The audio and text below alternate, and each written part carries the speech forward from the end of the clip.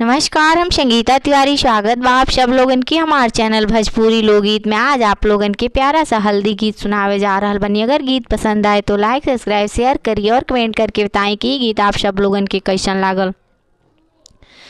सोने की परइया में कांच की हरदिया नौआ हरदिया लिहले खार।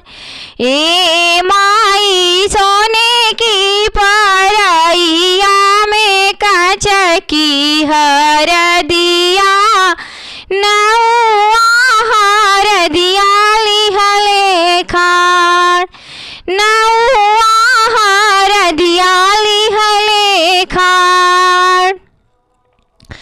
पहिले हरदिया बनिए पापा चढ़ावे तब हो सकला परिवार। पहिले हरदिया बनी के पापा चढ़ावे तब हो सकला परिवार। ए माई सोने की परइया में कांच हरदिया नौआ हरदिया लिहले खार।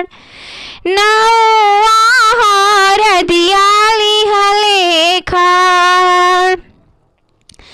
दूसरे हरदिया बनी के चाचा चढ़ा तब हो सकला परिवार। दूसरे हरदिया बनी के चाचा चढ़ावे तब हो सकला परिवार।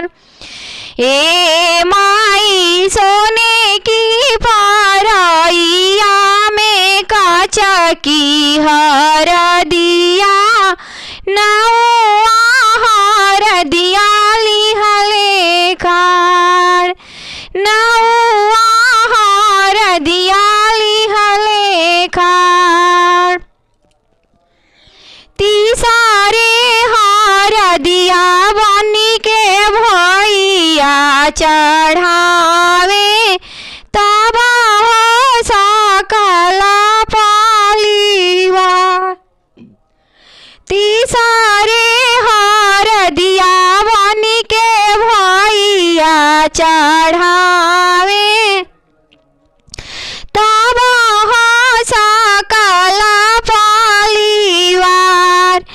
ए माई सोने की परइया में कांच की हरदिया नौआ हरदिया लिहले खार।